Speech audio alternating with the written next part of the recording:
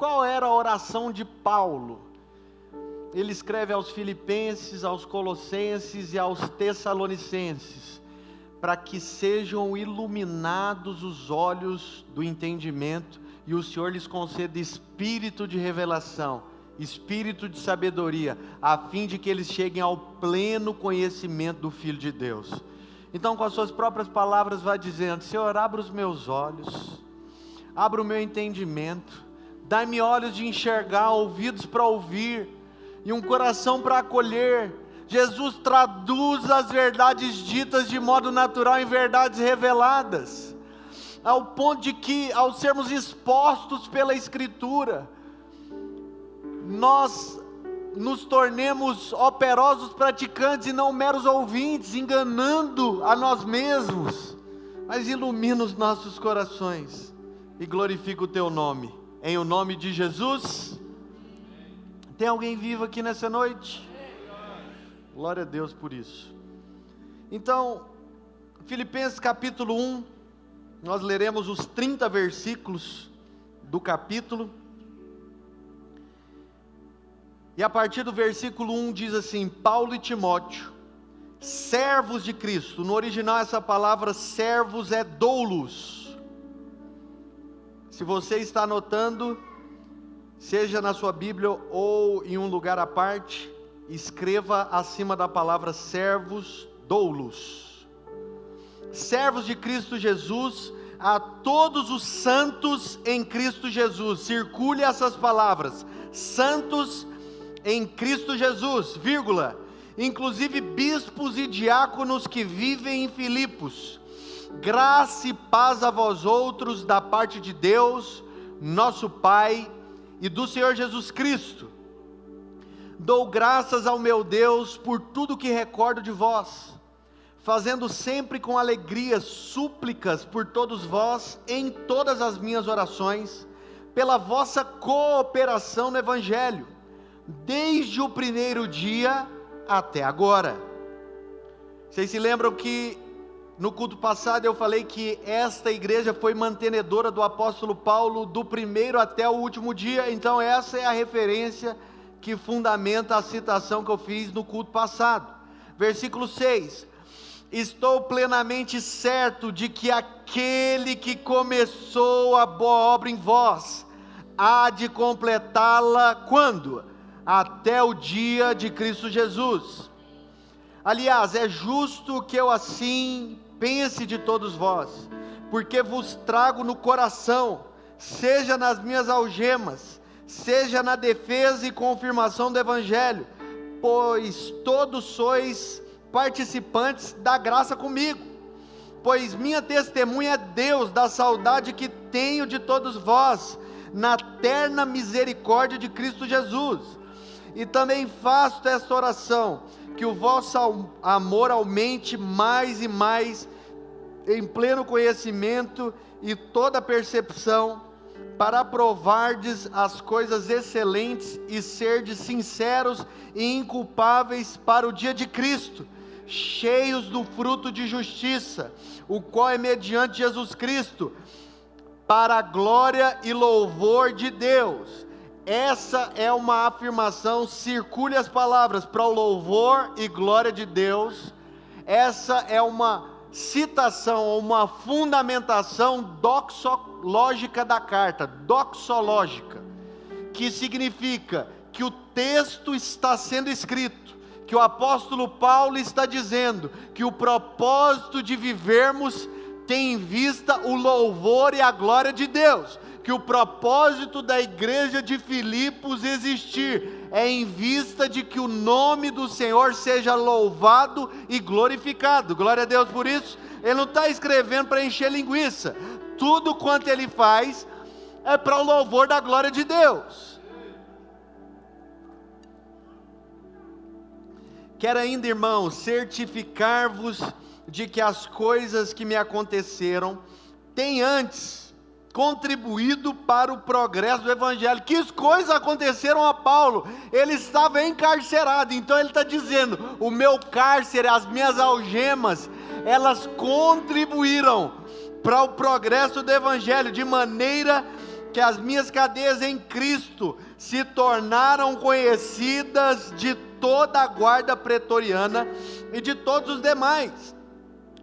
Preste atenção, ele não fala aqui que é um encarcerado, que está algemado, que é prisioneiro de Roma ou de César.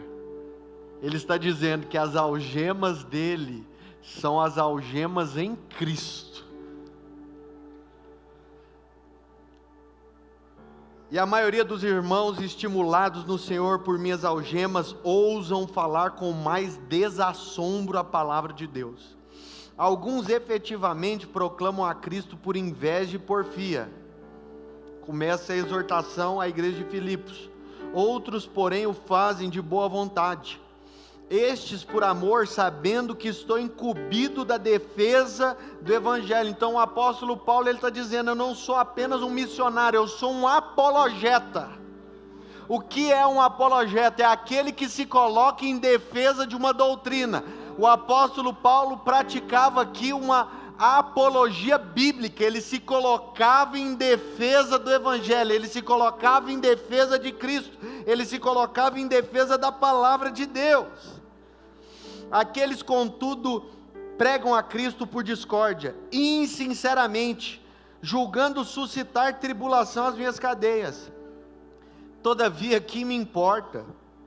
Uma vez que Cristo de qualquer modo está sendo pregado, quer por pretexto, quer por verdade, também com isso me regozijo, sim, sempre me regozijarei, porque estou certo de que isto mesmo, pela vossa súplica e pela provisão do Espírito de Jesus Cristo, me redundará em libertação, segundo a minha ardente expectativa e esperança de que em nada serei envergonhado. Antes, com toda ousadia, como sempre, também agora, será Cristo engrandecido no meu corpo, quer pela vida, quer pela morte. Porquanto para mim, o viver é Cristo, e o morrer é lucro. Entretanto, se o viver na carne traz fruto para o meu trabalho, já não sei o que hei de escolher. Ora, de um e de outro lado estou constrangido, tendo o desejo de partir e estar com Cristo, o que é incomparavelmente melhor do que todas as coisas. Mas por vossa causa é mais necessário permanecer na carne. Estou convencido disto. Estou certo de que ficarei e permanecerei com todos vós, para o vosso progresso e gozo da fé, a fim de que aumente quanto a mim o motivo de vos gloriardes em Cristo Jesus, pela minha presença de novo convosco.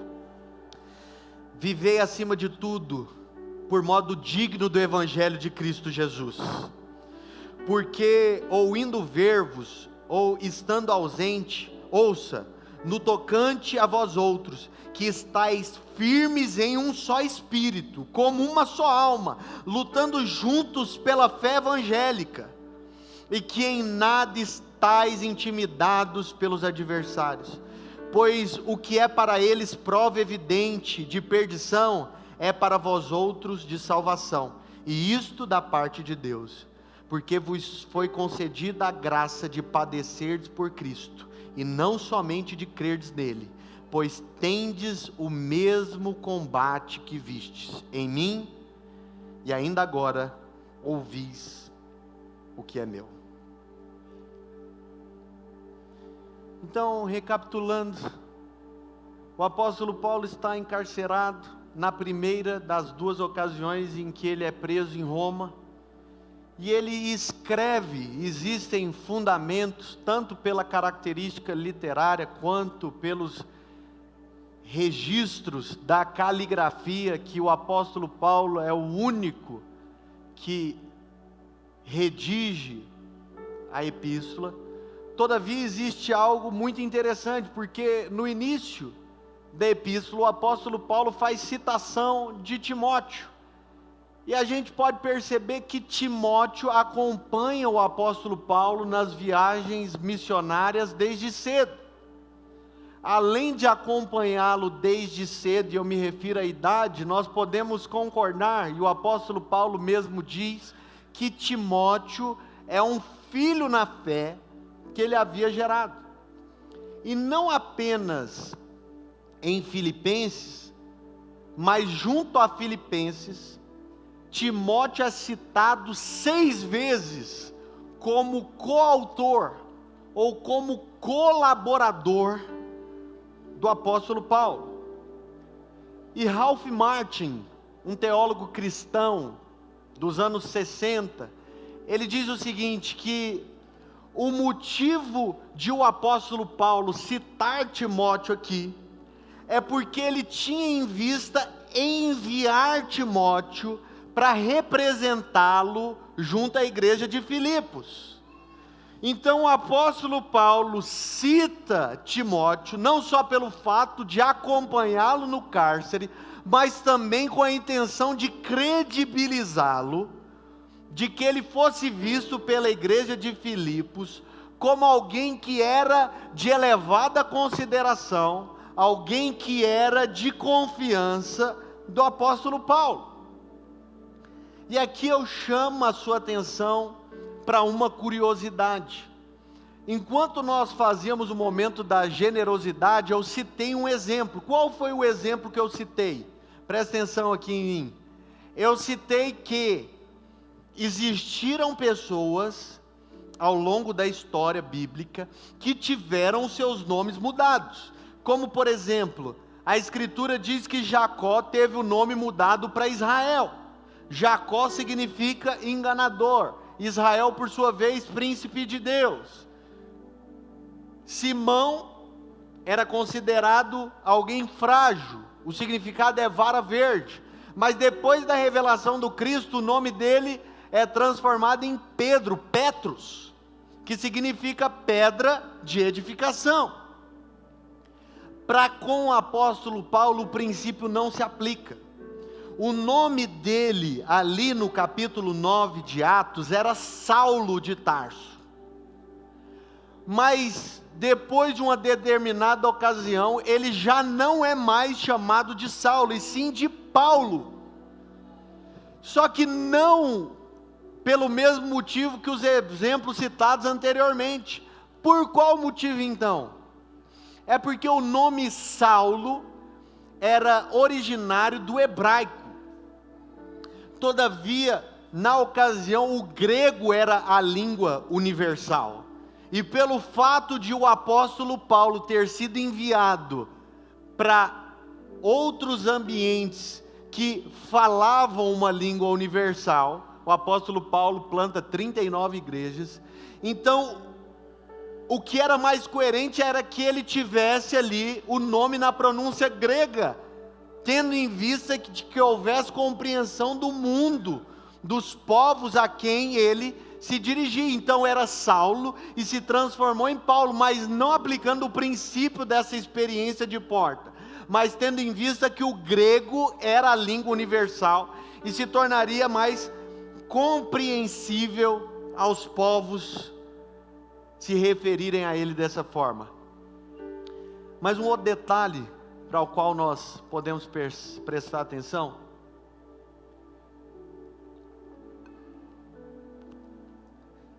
William Barclay, ele fala o seguinte, ele diz que diferente de outras epístolas, Paulo ele não usa o título que ele possuía como apóstolo para se reportar à igreja. Antes, ele utiliza o seu próprio nome, tratando os irmãos como iguais. E o motivo dele proceder dessa forma era com a intenção, era reflexo de o apóstolo Paulo ser alguém bastante familiar, era reflexo de o apóstolo Paulo considerar a igreja de Filipos de uma forma diferente das demais igrejas. Então ele não se refere, ele não se intitula como o apóstolo Paulo. Ele diz antes disso que ele é Paulo, servo de Cristo, e trata aquela igreja como igual aos demais. E eu entro no primeiro ponto da mensagem depois de fazer essa breve introdução. O primeiro ponto da mensagem é que o apóstolo Paulo endereça essa carta aos santos que vivem em Filipos. O apóstolo Paulo se refere aos santos que residem em Filipos. E aí eu te faço uma pergunta: o que é que significa a palavra santo? É uma pergunta retórica, não precisa me responder. A palavra santo significa separado, significa exclusivo.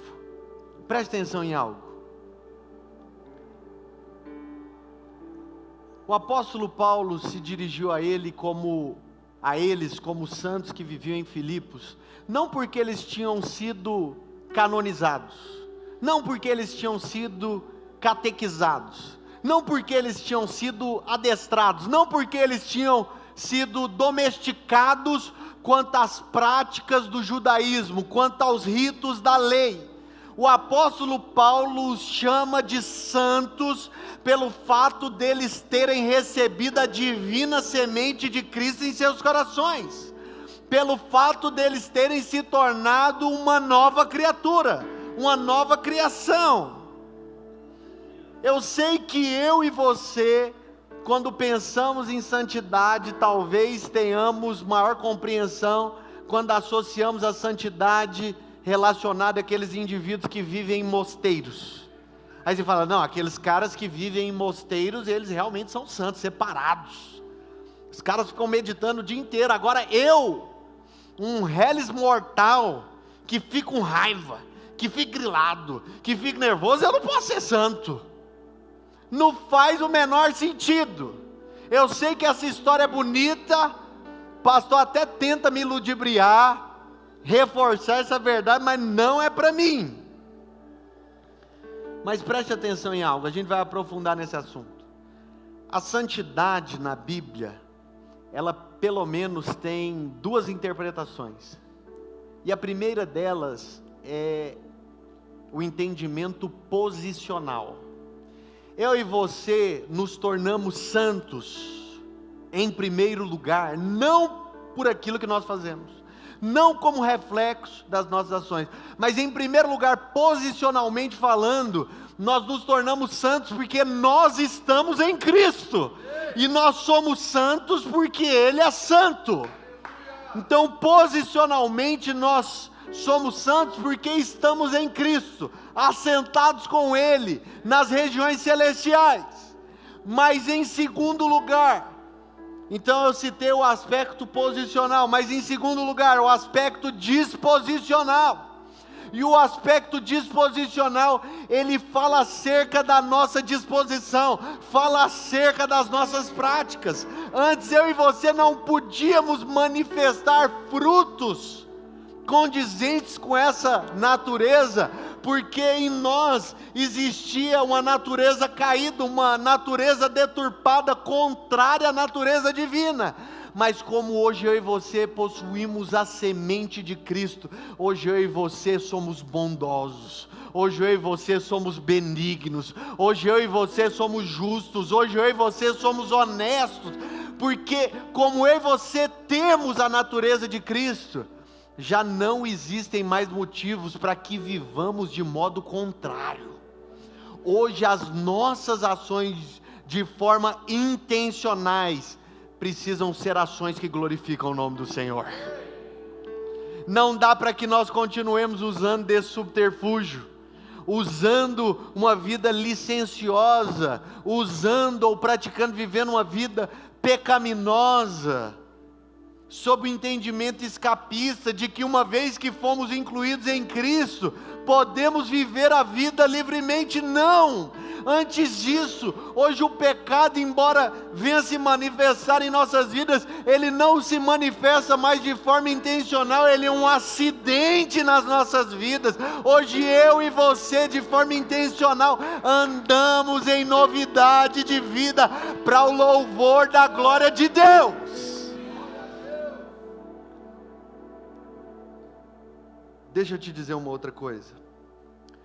Ralph Martin também diz, no Antigo Testamento, Israel era considerada a nação santa de Yahvé.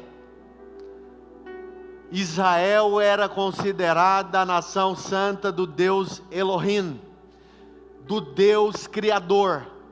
Israel foi separada dentre as outras nações da terra para pertencer única e exclusivamente a Deus.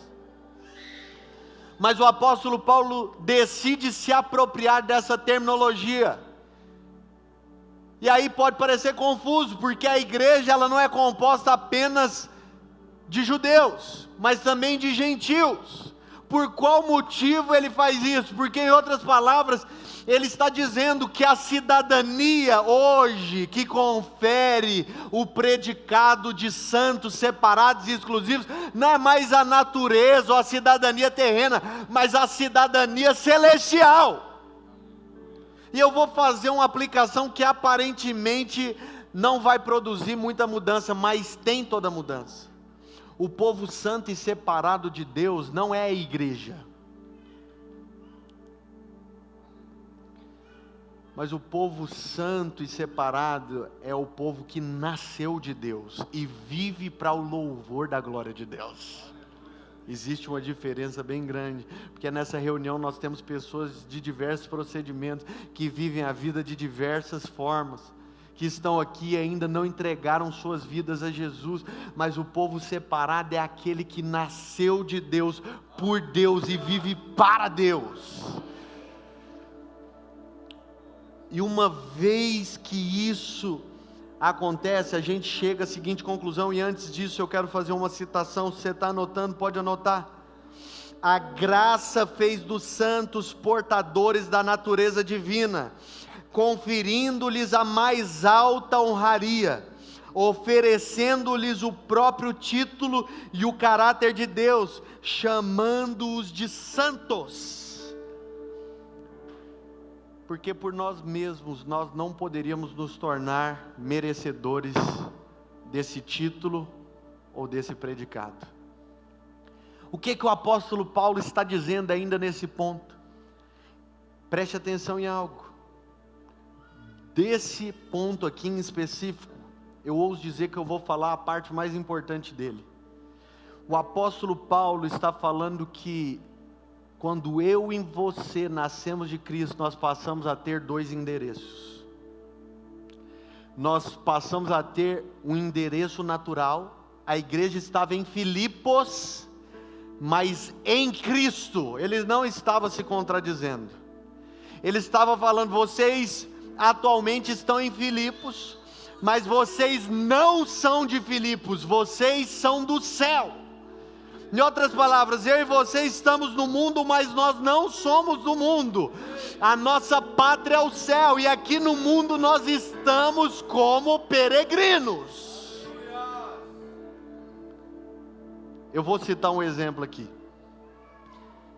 Quando a gente vai viajar, quando a gente sai de viagem, e eu acho interessante como isso acontece, o Benjamin, ele fala da seguinte forma, ele fala, pai, é aqui que a gente vai morar nas férias.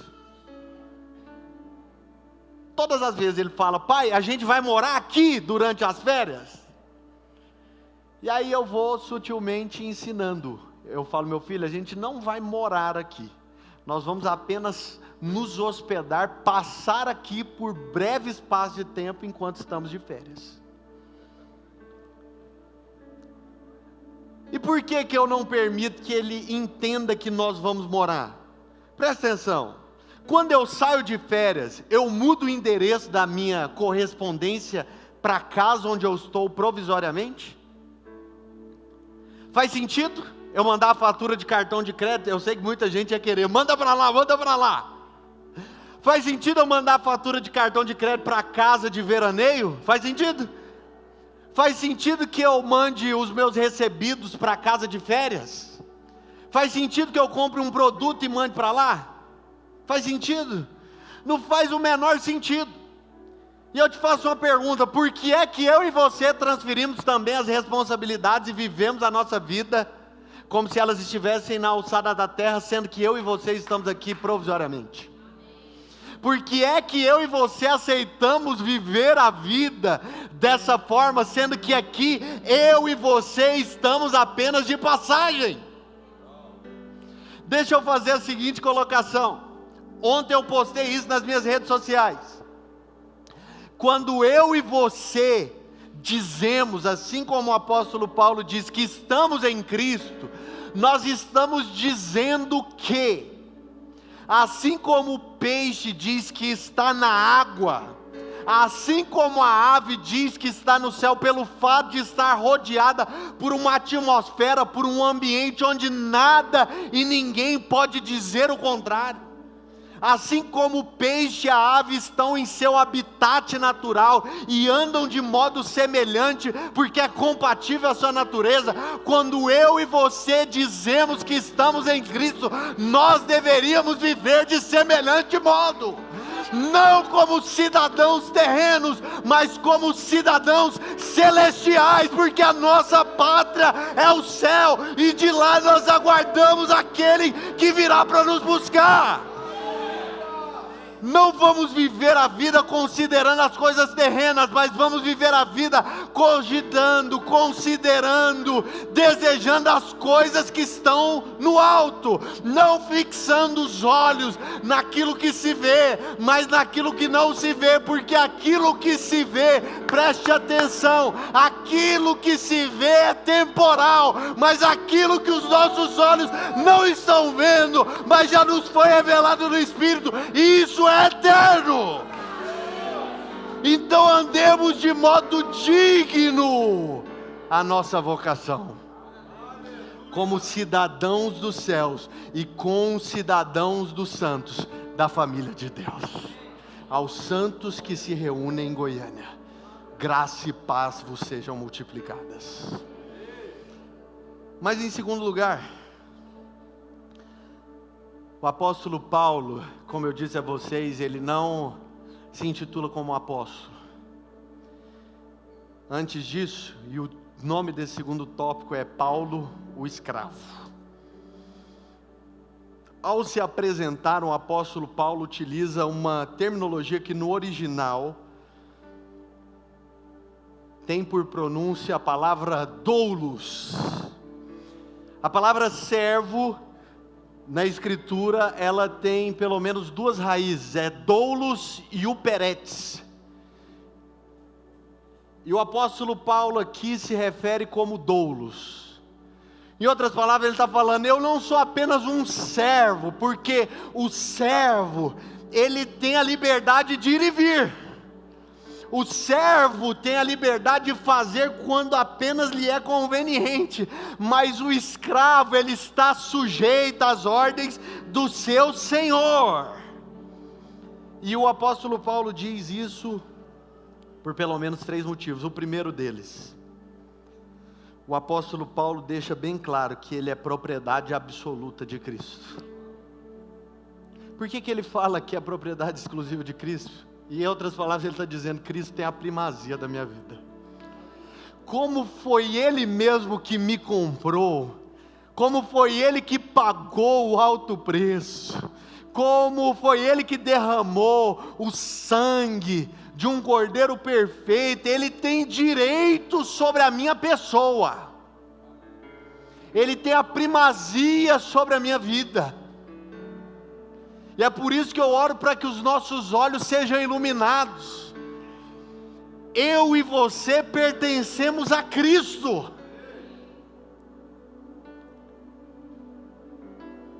E eu faço a citação do apóstolo Pedro em 1 Pedro 2,9. Ele diz, porque vós sois raça eleita, sacerdócio real, nação santa, povo de propriedade exclusiva de Deus, que foram tiradas do império das trevas para o reino da maravilhosa luz. Eu e você fomos tirados da trevolândia, de um tremendal de lama, de um poço de perdição, e tivemos os nossos pés firmados na rocha. Hoje nós pertencemos a Cristo. Mas em segundo lugar, o apóstolo Paulo, por consequência de ser propriedade exclusiva de Deus, ele está dizendo que ele deve obediência absoluta a Cristo. É comum alguém que está sendo afligido, alguém que está encarcerado, manifestar uma atitude de transbordante alegria? Por que não é normal? É porque nós acabamos prendendo os nossos olhos aqui e agora. Por que que o apóstolo Paulo, ele pode estar transbordando de alegria? Porque ele não está preso sob a liderança, o governo de César. Ele está preso em Cristo, logo a vida dele não fugiu do controle de Cristo. Deixa eu te dizer algo. Eu não estou querendo ser indiferente ao seu sofrimento, mas muitas vezes a gente acaba fazendo uma tempestade desnecessária. Certa vez disseram o seguinte: calma, a nossa vida não é uma fotografia. Quando a gente tira uma foto, o que a gente faz? A gente congela uma imagem, não é verdade? E aquela imagem define muito ao nosso respeito. Ela guarda um momento, como se não existisse continuidade, como se não existisse continuação. E a pessoa fala: calma, a nossa vida não é uma foto, a nossa vida também não é um filme, a nossa vida é uma série. Acredite, o diretor sempre surpreende. Sabe, o Senhor, Ele sempre surpreende. Se às vezes está parecendo que as coisas não estão bem, fique em paz, porque a sua história ainda não acabou. O Senhor não terminou o que Ele está fazendo na sua vida. Pode ser que você esteja desesperado, desesperançoso, mas o Senhor que prometeu que começaria, Ele também prometeu que iria terminar uma boa obra na minha e na sua vida. Mas em segundo lugar, o apóstolo Paulo, ele está encarcerado, ele está impedido de falar, de comungar com os homens, mas ele não está impedido de falar com Deus sobre os homens. Ele está impedido de falar com os homens sobre Deus, mas ele não está impedido de falar com Deus sobre os homens. E deixa eu ler algo aqui para vocês. Paulo está impedido de ter comunhão com os irmãos, mas não de orar por eles. A oração toca o mundo. A oração desconhece limites geográficos, barreiras étnicas ou culturais. Um crente de joelhos pode influenciar o mundo inteiro. Na sua sabedoria, Deus estabeleceu agir na história em resposta às orações do seu povo. Deixa eu te dizer, a oração move o mundo. Um crente de joelhos pode mover o mundo inteiro. Mas aqui a gente observa algo em específico, eu já vou caminhar para o fim. A gente observa algo em específico. Pela oração de Paulo, o time de adoração pode vir. O que nós entendemos? Que o Evangelho, ele não está focado no eu, o Evangelho está focado no nós. Sabe, não faz sentido eu e você vivermos a nossa vida lamuriando, lambendo ferida. A gente aprendeu como sendo correto esse cristianismo humanista, egocêntrico. Porque aí o que acontece? O irmão vem aqui. O que aconteceu esses dias para trás? O irmão ficou chateado porque um outro sentou no lugar dele. Eu não volto aqui mais, porque todo domingo eu sento naquele lugar, e nesse domingo o outro sentou no meu lugar. E aí eu fui olhar e falei: mas será que tem nome de alguém escrito debaixo da cadeira? Eu não vou ficar aqui. Eu fiquei pensando, entendeu nada. Eu citei um exemplo banal. Mas como que você fica quando alguém não te manda uma mensagem? Como você fica quando alguém não te liga, não te visita? É legítimo. Não estou dizendo que não deveríamos fazer, devemos fazer. Mas qual é a sua postura quando isso não acontece? Porque isso fala muito ao nosso respeito. Eu sei que às vezes a gente está preocupado em falar a respeito dos outros. Mas a minha Bíblia, ela fala: por que você não sofre o dano? Por que você não decide perder? Por que você não decide se humilhar? Por que você não decide abrir mão de estar certo? mesmo estando certo. Sabe qual é o casamento, o relacionamento que prospera? É o casamento que tem a cruz no meio, onde um dos cônjuges, mesmo estando certo, ele fala: eu vou abrir mão do meu direito aqui para a cruz reinar no meu relacionamento. Qual que é a igreja que dá certo, a comunidade que dá certo? É a comunidade que tem a cruz imperando sobre ela, que ela olha mais o próximo do que o eu, que ela olha menos para o umbigo e olha mais para o próximo. É aquela comunidade, quando a gente chega, a gente fala assim: rapaz, eu não vou ver aqui como eu vou me beneficiar, como que eu vou servir pessoas, como que eu vou amar pessoas, como que eu vou suportar pessoas. Deixa eu falar um negócio pra vocês. Eu sei que vocês chegam aqui e todo mundo se acha maravilhoso, né? Fala: nossa, essa igreja é abençoada por me ter como membro dela. Não precisa falar não, eu sei que muita gente bateu e falou: ó, pessoa bonita igual eu. Deixa eu falar um negócio para vocês: igreja é composta por gente que dá trabalho. Estou falando a verdade? Estou mentindo aqui? Todo mundo tem um carrapichinho aí para tirar. Eu também. Eu tenho dó dos meus líderes. Eu não sou uma pessoa fácil. Ela é composta de gente imperfeita. E é por esse motivo que nós precisamos que a cruz impere sobre nós. Que a cruz impere nas nossas relações. Que nós andemos de forma madura. Mas eu entro no último ponto. O apóstolo Paulo, ele fala que o evangelho é a esperança da humanidade. O apóstolo Paulo, nos versículos 15, de 15 a 18, ele fala qual que é o problema da igreja de Filipos. O problema é que eles edificavam a igreja que era baseada em um culto à personalidade. Eles estavam pregando por competição, pregando por inveja, pregando por disputa.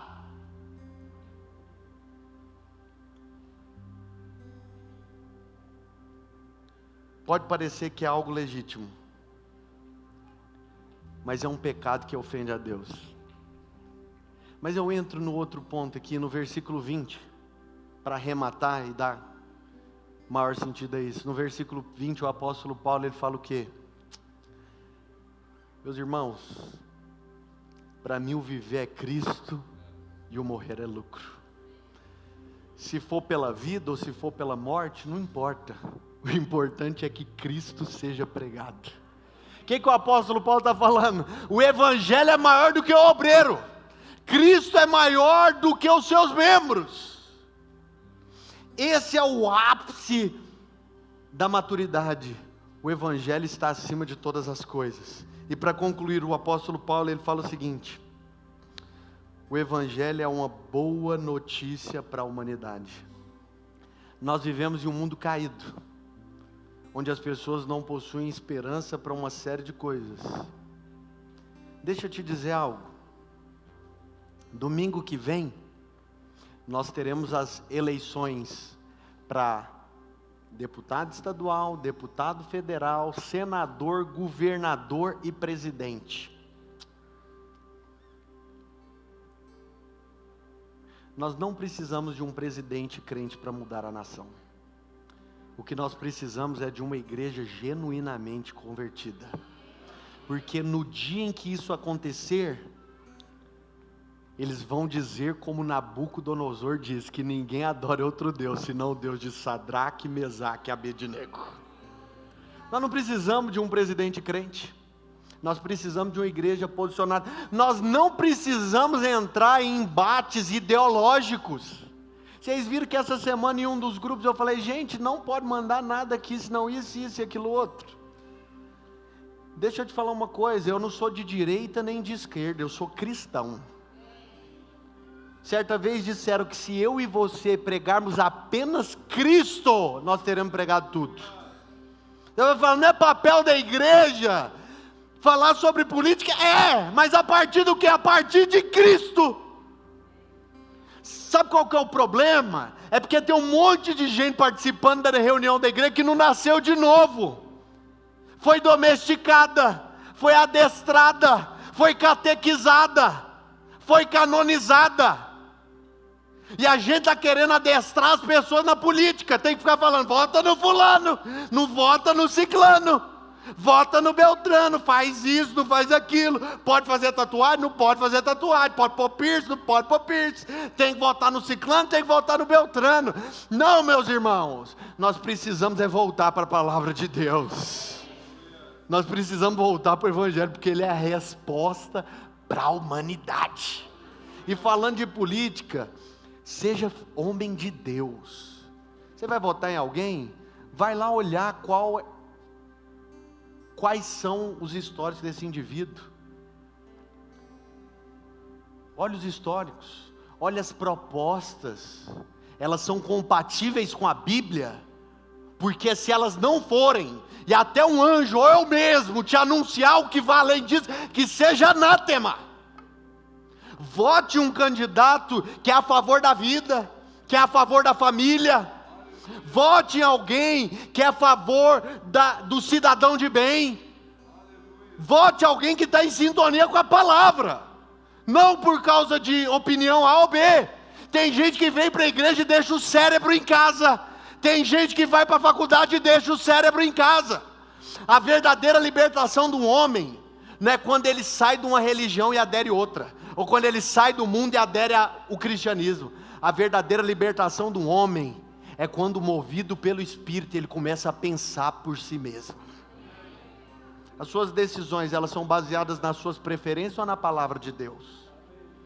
É baseada em fofocas? Deixa eu abrir um parênteses aqui. Tem gente que acha que está tendo comunhão uns com os outros, mas eles fofocam uns com os outros. Fofoca. E falta crente para falar, rapaz, eu não quero ouvir. Tem gente que reclama, eu ouvi. Você ouviu porque quis ouvir. Sabe qual é a decisão que eu tenho? Quando eu termino de trabalhar, eu vou embora. Porque o que passar de trabalho, o que passar do que é proveitoso, vai se tornar algo bastante improdutivo na minha vida. É para o louvor da glória de Deus as suas conversas, porque se elas não são para o louvor da glória de Deus, elas são para o louvor da glória do diabo. Mas eu entro no segundo ponto, fiquei nervoso, né? Mas não estou nervoso não. É necessário. O que o apóstolo Paulo está falando? Eu faço a citação de Charles Spurgeon. O que é o Evangelho? O Evangelho é um mendigo falando para o outro onde encontrar comida. Eu entro no segundo ponto. O Evangelho é a proclamação da palavra de Deus. Esse é o Evangelho. Esse é o Evangelho. Eu não sei se vocês repararam, mas de um tempo para cá nós mudamos a nossa abordagem no púlpito. Não sei se vocês repararam, mas antigamente, há um tempo atrás, as nossas mensagens eram apenas sermões temáticos. A gente escolhe um texto, faz o que quiser do texto, cita um texto base aqui e já era. A gente decidiu pregar expositivamente. Por quê? É porque tem muito auê, muita gente falando da palavra de Deus, mas não pregando a palavra de Deus. A gente acha que é só colocar uma história, uma frase de transição, uma história legal e acabou. Não, não, não. O que importa é que nós preguemos a Cristo. O Evangelho é sobre Cristo, é sobre a sua palavra. E deixa eu te contar uma história e com isso eu vou caminhar para o fim. Conta-se que um missionário brasileiro estava em Gana, no país de Gana. E eu não sei se você sabe, mas no continente africano existem milhares de dialetos. Existe uma língua oficial, mas pelo fato do isolamento das tribos, inúmeros dialetos. E aquele missionário iria pregar numa tribo específica, então por esse motivo ele precisava aprender o dialeto daquele povo. Ele ficou lá durante um mês aprendendo o dialeto. De repente ele vai embora, enquanto ele está indo embora, ele acaba se esquecendo de um dos versículos que ele aprendeu. Ele faz uma viagem de retorno que dura 3 dias. E se dirige à pessoa que o estava ensinando, falando, cara, eu esqueci um dos versículos que você me falou. Eu preciso que você me ensine novamente. A pessoa olha para ele e fala, cara, era só um versículo. Você viajou 3 dias por causa de um versículo. E a resposta dele foi a seguinte, a palavra de Deus é muito valiosa para que se perca pelo caminho. O Evangelho é a proclamação da palavra de Deus. Mas por fim, se coloque de pé, por gentileza.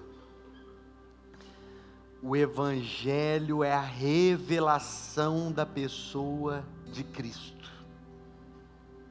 O Evangelho é a boa nova acerca da pessoa de Cristo.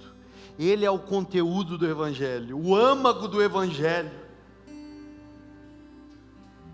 A vida eterna é essa: que eu e você conheçamos a Cristo como Deus verdadeiro, e a Cristo Jesus a quem o Pai enviara. Eu citei isso há alguns dias atrás e faço questão de citar. Acho que eu citei em alguma reunião de liderança. Hudson Taylor, ele fez parte de uma missão missionária, de um grupo missionário, que enviou mais de 800 missionários para a China, para a pregação do Evangelho. Ele abriu mais de 125 orfanatos. Aqueles missionários alcançaram mais de 18 milhões de pessoas. E Hudson Taylor leu pelo menos 200 vezes a Bíblia. No fim da vida perguntam para Hudson Taylor: o que você teria feito de diferente do que você fez? O que você faria de novo? Você enviou missionários, você ajudou os pobres, você fez muita coisa. E a resposta dele é a seguinte: se eu tivesse mais tempo, eu teria investido mais tempo em oração e leitura da palavra. Porque dessas 200 vezes que eu li a Bíblia, uma coisa se tornou fato de dentro de mim: que quanto mais eu conheço, mais eu descubro que eu preciso conhecê-la ainda mais. Quanto mais eu leio, mais eu percebo que eu não conheço. Quanto mais eu leio, mais eu percebo que eu estou distante. Quanto mais eu leio, eu percebo que eu preciso prosseguir em conhecê-lo. A vida eterna é essa. O Evangelho é a revelação da pessoa de Cristo. Eu e você precisamos aprender a viver na perspectiva de Deus. Eu e você precisamos aprender a viver na perspectiva do Evangelho. Se você pode, feche os seus olhos e erga suas mãos. E diga: Senhor, ensina-me a viver na perspectiva do Evangelho. Ensina-me a viver na perspectiva de Cristo. Ensina-me a viver na Tua vontade. Senhor, eu quero Te conhecer, e não apenas isso, eu quero prosseguir em conhecer ao Senhor, Pai. Oh, Espírito Santo, ensina-nos, conduz-nos, glorifica o Teu nome, Jesus.